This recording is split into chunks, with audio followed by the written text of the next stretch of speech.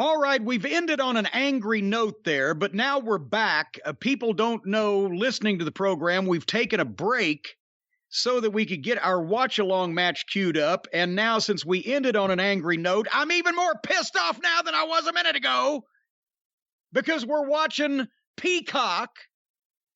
And to just simply try to fast forward to a specific match in one of these pay-per-views, every time you fast forward, you get 60 seconds of commercials that you got to sit through before you can do anything else.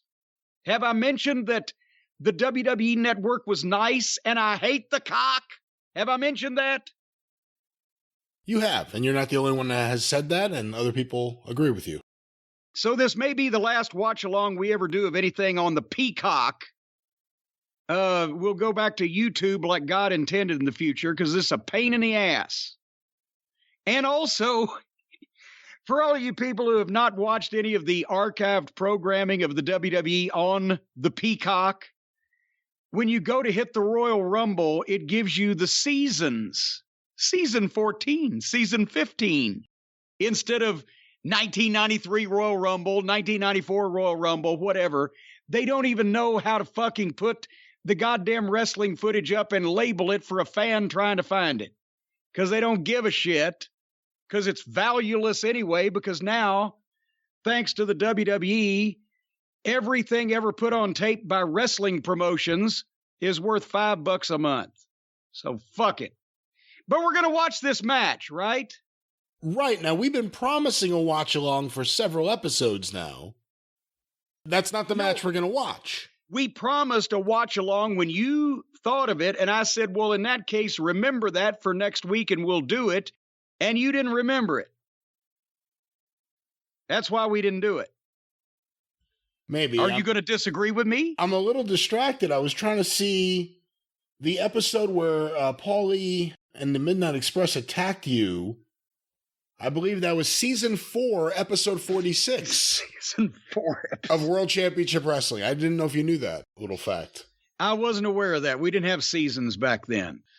But anyway, this is not the watch-along that we said we were going to watch, but because of the events of this past week, we wanted to put something with Scott Hall into the equation. That's why we've come up with this, which is 1993 Royal Rumble, Bret Hart versus Razor Ramon. That's what we're doing here, right? So would you like to tell, since you helped me get through it, how do the people, if they want to watch this, watch along with us, how do they find this match on the cock? If you would like to find this match on Peacock, where we're starting, which is slightly before Razor Ramon's promo, or as they used to be called by fans, interview, right before that, there's a still of Bobby the Brain, he and Gorilla Monsoon at 50 minutes, 54 seconds. 50 minutes, 54 seconds. That is the spot. You should be on pause. For some of you, it may help. Press pause before you go to the actual time you're trying to get to. That way it'll be paused when you get there. And good luck with the commercials. Yeah. Royal Rumble 1993, Season 6, Episode 1, as they call it on... It's my favorite episode of the Royal Rumble. Oh, God. It's like it's a fucking Seinfeld rerun. Anyway, what have they done to our business? All right, should we do... You're the one that generally calls this, the countdown. So how are we going to do this where everybody's in the same place and we're going to watch this match and talk about it as we watch it? Once again, go to Peacock, or if you have some sort of bootleg means, we don't endorse that, but hey, whatever floats your boat. But on Peacock, Royal Rumble Season 6, Episode 1, Royal Rumble 1993, 50 minutes, 54 seconds into the broadcast, we will do a 5-second countdown, and you're already getting me going. After I say 1, I will say press play now. Once the word now is complete, that's when you press it. Not on the N of now, on the W, on the ow of now. Got it? Got it. The ow of now. The ow of now. 50 minutes, 54 seconds into the Royal Rumble. Jim, are you prepared? I've been prepared. Okay, well, let's do this. 5, 4, 3, 2, 1. Press play now. And Gorilla Monsoon and Bobby Heenan are calling the action. I never liked that setup where the announcers were up on a stage away from ringside. It seemed like we weren't in the middle of everything. Look at Razor Ramon. This is what he's been doing this gimmick like a year, maybe. He's getting it down. Not even. That's one of the most fascinating things about the whole thing. There had been so many guys brought in and their gimmicks just failed. Like, no disrespect to Steve Keirn, but Skinner didn't work. Yeah. So many different guys in that era. In 92, Razor Ramon shows up right at the end of summer, and all of a sudden he's in the main events. People don't really think about him in terms of one of the great gimmicks that worked for Vince, but he did. He's one of the real great Vince gimmicks that instantly worked. So this is a few months into him being there. He had already been a tag team with Ric Flair at Survivor Series, leading to the babyface turn of Mr. Perfect after the Ultimate Warrior had to go away. And Bret Hart had just won the world title a few months earlier in Saskatchewan. So he's a new champion. And we all think about Bret Hart now, and he's the greatest, and we love him. He was great then, but he was still kind of getting his footing as world champion. Yeah. And to a lot of people, he really didn't get that until the second title run, actually. That's right. He was over as a single at this point. This was where he was starting to get to the next level, but he wasn't the guy that he'd become just a couple of years later. But look at Hall here with and now we go to Mean Gene with Bret. What I was going to say was Hall, he came down. He's got all the confidence. It's not a canned entrance. He's just doing what he feels. And like you say, Hall had personality. And the reason I think why Razor Ramon didn't flop like a lot of those goofy gimmicks taken from occupations or major motion pictures is because Hall had enough of that in him and was able to put enough Hall in Razor Ramon that it kind of became his, and it didn't seem like a fucking cartoon. It seemed like that was the guy under there somewhere. Just like Bret. He's standing there in a pink jacket, but he's not a cartoon character. He's a real guy. And I'm like, that's when you can see Hall on his face. He was young. He had the fucking smirk. He's got the attitude there. You can even if this is a worked sport, JJ at the gorilla position, but it was Jack Lanza right over on the left side of the screen. JJ at the gorilla position on a headset. They did a lot of behind the scenes shit back then. I haven't watched these shows in ages because I was. Would you have seen this? I mean, Royal Rumble 93. Would you have watched it? I probably got a tape, a VHS, and probably fast forwarded through. There's Stu and Helen. And probably fast forwarded through a lot of the stuff. I remember faintly seeing this, but it's been, 30 years ago. So I know I didn't watch it twice. But that's these guys, even though they're dressed up and they're shiny and all the WWF gimmick and everything, they're grown guys. They look like something. They took themselves seriously. They didn't break character and wink at the fourth wall. And you could get into what they were doing because at that time, the fans didn't know the extent of how things were controlled or manipulated or choreographed or worked or set up or whatever. And the guys still they were in a lot of cases allowed to go into business for themselves to make shit that they did seem like something they would do rather than something that was written for them. It was just a different feeling you got from these guys. And they didn't, at no point did either Bret Hart or Scott Hall sit down and go, hey, this would be a cool move. If we did this, boy, the people would pop. Of course, they would see that we're cooperating with each other, but wow, what a bump that would be. They never did that. It was all about getting the match and yourself and the issue over, not doing cool bumps for. And now Bret gives the glasses to the kid, so Ramon throws the toothpick at the kid. And here we go. And again, they're swinging And they're hitting, but they ain't hurting each other. But they act like they are because that's preferable than actually doing it and not selling it. And Hall he's deceptively big. He's, like we said, 6'5", 6'6". He's 260 or 70 something pounds here. Bret's not a small guy. But again, boom, the snap, the force. There goes Bret into that buckle, and oh, you can tell it hurts him. This is almost not even the same product anymore. They don't even care to try to go out and make any kind of an impression like this is violence. It's tumbling, whereas this is supposed to be violent. Boom. He sells his knee. Now the bigger guy, Bret can start working at the leg. Take his balance away from him. That's the way the smaller, more technical guy beats the bigger, rougher guy. Work on the fucking leg. Boom. Look at Razor Ramon. Scott Hall is selling right now more than... Did you see anybody on anybody's program last week on television sell like that? And he goes for the figure 4 because he's working the leg. And Razor's in fucking trouble. And look at how strong he is. He pulls himself to the ropes. Yeah, and pulls Bret with him by holding onto the legs. They're doing shit. There's action. There's motion. This is not a boring match, but they're not just running 100 miles an hour and diving everywhere. The referee's in control of things, and they're giving the perception of a contest that both guys want to win. This is not brain surgery. But it's almost impossible to find anymore, except when CM Punk wants to do an homage to Bret Hart's matches.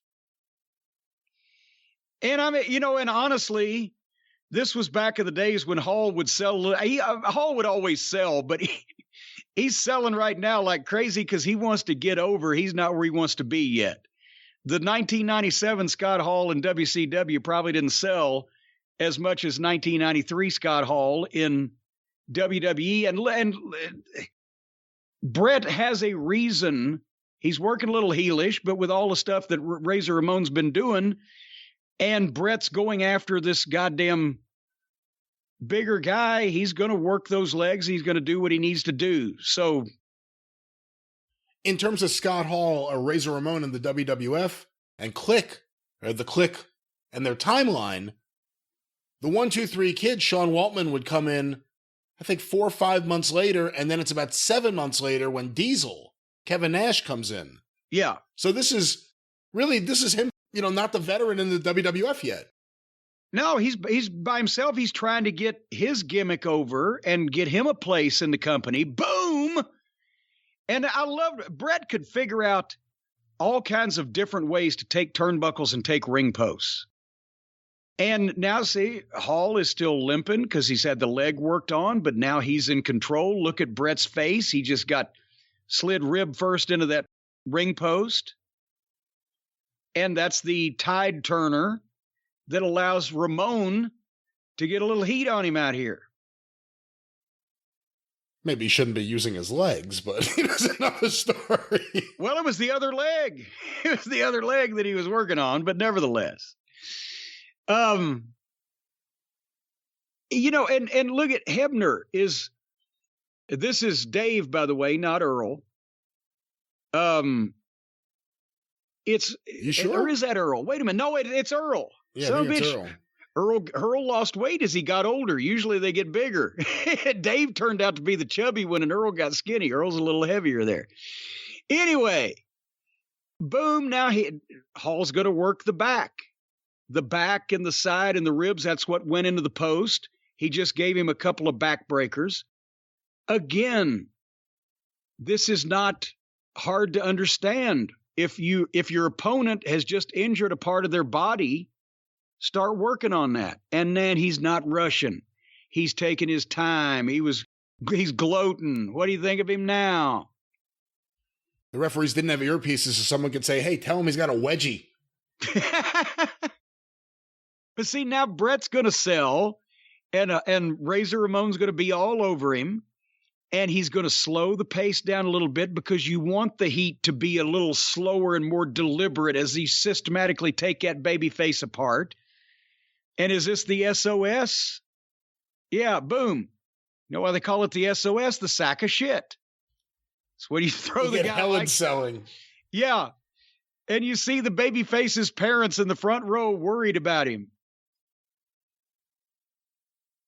Again, you know, they could have gone and started pulling furniture out from under the ring, but they would have been fired if they had, because people would have said, what the fuck are you doing? That's not called for. But instead, they're working a match.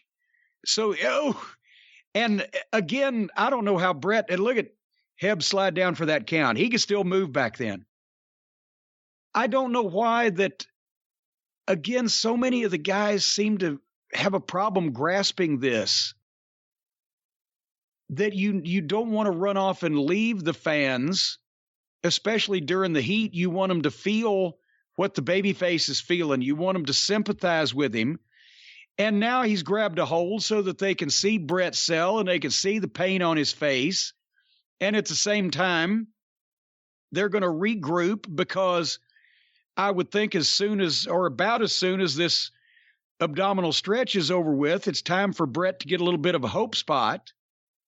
And they're probably not only getting the people ready to see that, but also discussing exactly what that might be. If Bret didn't go over everything ahead of time back then, there's always things you can call in the ring. And look at Hall knuckling his ribs. That's the same side that went into the post. And everything that Hall has done has been to work a back or a midsection. Now look at Bret trying to force that arm up, but the shot to the stomach. When you slow things down where the babyface can sell, you also get the people ready to see the motion that they're going to see and now the spin around and, oh shit, he's reversed it. And they come up, see now, oh shit, but Ramon's still too strong. He swings him over. Bret's going to move because it's about time to do that. And now Bret, here we go. Try to grab a desperation headlock, fire off double knock. No, not a double knockout, just a tackle. I would think Bret would start firing up a little bit at this point, and then Hall can shut him down again, but they're starting to build it as they're going home a little bit more. Boom. Boy, it's weird to watch matches from 30 years ago that look like you remember wrestling's looking, and then you see what they've done to it, and it's almost a completely different product. You know, Bret Hart was always great, and he's always been one of my favorites, but he's one of these guys, and I haven't watched this match in a long time, and looking at his selling, and you know he laid out this match. Yeah. He's incredible. He really is just the greatest. And now here's duck, boom, off, crossbody, little hope spot, and the kick out, and it sends Bret all the way out to the floor. So now he can't continue that comeback without having to fight for it some more. He's fighting back from underneath. Oh, shit. This could be it, but no. See, little tweaks like that. Just when the fans think they'd, oh, shit, then they go, oh, shit. And then, oh, shit, oh, shit. He's keeping it fresh. And a near fall isn't the same if the guy's actually selling right afterwards, as opposed to they get up and just go to the next near fall. Well, yeah. I mean, if you just do a near fall and then jump up and run 100 miles an hour into something else, it doesn't mean anything anyway. But if you're staying alive, fighting from underneath and selling at the same time, and now again, they're going to slow it down. They had the flurry of action. Now Ramon gets a chance to fucking heal a little more. The referee gets on him, and they're going to go into something else here in 1 second. And boom, in this case, probably, a bear hug. And Bret loved these. And with Yoko wasn't tall enough where you could really pick him up, but boy, he could squeeze you. And Bret loved these because the people can see your face, the baby face's face when he's selling. And the referee can do this now where the arm gets limp. But by number 3, he's going to fucking stiffen it up. And then he's going to lean back a little bit and he's going to start fighting. And now the people are with that too. It's all about, and desperate times call for desperate measures. The babyface has to bite the guy on the nose. Look at that face. Bret looks like he's been drug across fucking hell. And there, the big momentum changer. It was everything that Bret could do to boost that big son of a bitch out there. And now here he goes. And a dive that makes some fucking sense. The guy didn't stand there and wait to catch him. He got up, turned around, and there was Bret coming at him like a fucking missile. And now they got to boom, rattle around ringside, and then get back in the ring because that's where you win or lose the match. And there they go, just that much. They weren't out there 5 minutes, didn't bury the referee. And now it's Bret's time to shine. And look at boom, boom. See, and Hall pushes him off like, no, get off me. No, fuck you. I'm coming back for more. And look at those punches. That's what I'm talking about. These guys throwing these pissy little sissy punches to a guy with his head covered up and hitting the forearms. No. Punch the guy in the fucking head. If he's too big of a pussy to fucking open up, grab his arms and make him. I hate when people block shit. Guys that know how to work hate when they get blocked because then it just looks like shit. And look at Hall selling like a drunk man. And at the same time, this has all been stuff that you could do to a human being without them being carted off, paralyzed, believably. And he's still selling it. And Hall's twice the size as most of the guys these days that won't sell it if they get run over by a truck. How do the fans know what any of this feels like unless we show them? Anybody out there in that crowd ever been vertical suplexed? No. So if they see one, boom! I wish Hall would have turned around a little more. He might have seen that coming in time to fucking take it better because he just got plastered. But you tell the people what this shit feels like by your response and your reaction to it. That backbreaker, that hurt. Because I can see it on his face. And he's still down. Now he's coming up. He don't know where Bret is. Boom! There's the big clothesline. All I'm saying is we tell people by the response and the sell and the reaction whether this stuff hurts or not or how bad it hurts. And what we've done is malpractice. All these guys, this shit looks great. The fans are with it. Fucking tempo is up. But everything still is within the realm of reason. Nobody's been hit 16 times with a baseball bat. And there, look at that. Bret hits the Russian leg sweep, but those bad ribs, that's hampered him. Oh, if he could have capitalized a little quicker, he might have got that pinfall. This is not just entertainment for children with fucking trampoline artists cartwheeling about. This is a story that's being told of a conflict amongst two guys. And he's trying to get the ropes. Bret's trying to go for the figure 4. Razor don't want that to happen. Sharpshooter. Or sharpshooter, I should say. We did the figure 4 before. The sharpshooter. And he still did. Look, he pulls Hebner's leg of his pants over on top of Bret Hart. It's not a referee bump. It could happen, and it wasn't contrived, but it got him out of that predicament. And again, just every punch they throw, the drawback, the follow through, the body language, the selling. This is what the art of wrestling is supposed to be, not stunts and tricks. And now he's going to go for the big belly to back off the ropes that he did, which was a huge move back in those days. Something you weren't going to get up from. Especially from him, a big guy. Yeah.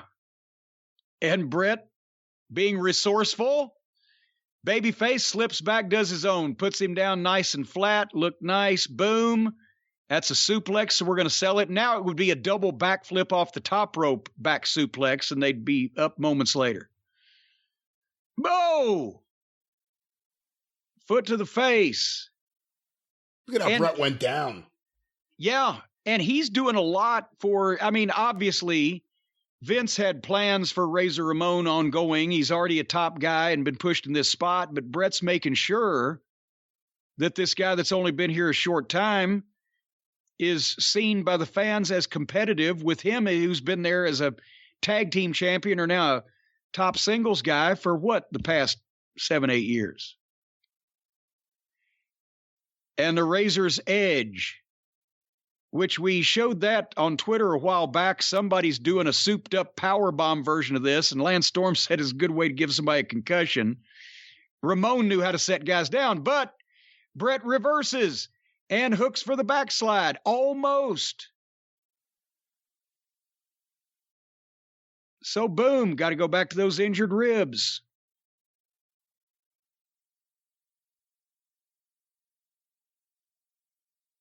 And at this point, this, honestly, for a WWF match of that time period is pretty doggone good. If you really think about it, every main event, or, well, in this case, the Royal Rumble's the main event, but every championship match Bret had just about were the best match his opponent had in WWF. Diesel was the best one. Sean Waltman, that match was incredible. And now look at Bret, and look at Helen over there, her mother going, oh, geez, and he's trying to crawl. Look at that, pulling himself up by Ramon's tights while Ramon's slapping him in the head. That's heel body language and attitude. And you feel bad for the babyface that's there, has been had the shit kicked out of him like that, and still has the guts to try to pull himself up and get back in the fight. And boom, and he's slick, and he's resourceful, and Hall for a second there didn't realize exactly what was going on. And he got a false finish out of nowhere, and now look, he's trying to trap that sharpshooter with the legs on the mat already, rolls over, and boom, he's about to get it. And now Hall's in a bad way again. Hall, Razor, Scott, Ramon, and boom, and there it was, just that quick. Before the tap out. It wasn't out of nowhere. Yeah, and that's the thing. Before then, that's one of the reasons why they thought they could get away with it in Montreal, because there wasn't a tap out. It was a nod of the head or a verbal I quit. But see, that came suddenly, but it didn't just come out of nowhere and make no sense. Bret finally got his hold that he'd been working for, and it worked, but it took everything he could do to get it. And Razor Ramon gave him everything and more that he could take, and he almost had him, but boom, the more experienced, resourceful babyface wins out here. What a fucking match. And it's not like that they reinvented the wheel there. But again, everything made sense, and each guy only did shit that guy would do if they were who they were purported to be in real life. And, when you think back to this time, this was really a down period for WWF. This is coming off the year of the steroid trial, or not even the steroid trial, the steroid allegations. Yeah. Before the steroid trial, the ring boy allegations, all these different things. Crowds were down. Meanwhile, look at the crowd and how they're reacting. I haven't seen this in a while. I didn't remember just how into it the fans there were. Well, that's, again, when you go back and I noticed it. Oh, God. What in the world? I kept it running. It appears that there's a fake Bill Clinton walking through the crowd. Yeah. Oh, I remember the fake Bill Clinton. I think that's who that was. I don't even know. Well, let's pause it now anyway. That's the thing is I noticed it, God, in the early 2000s. I was in OVW a lot, and our fans reacted the way that wrestling fans always reacted. It could have been the 90s, 80s, 70s, 60s, whatever. But when I started going to Ring of Honor shows and or other independent shows, I noticed that the fans were even quieter than they had been. The 90s, it started that way, and they'd get up for the top guys of the big stuff, and the WWF fans were always a bit more quiet than the NWA fans, even during the matches.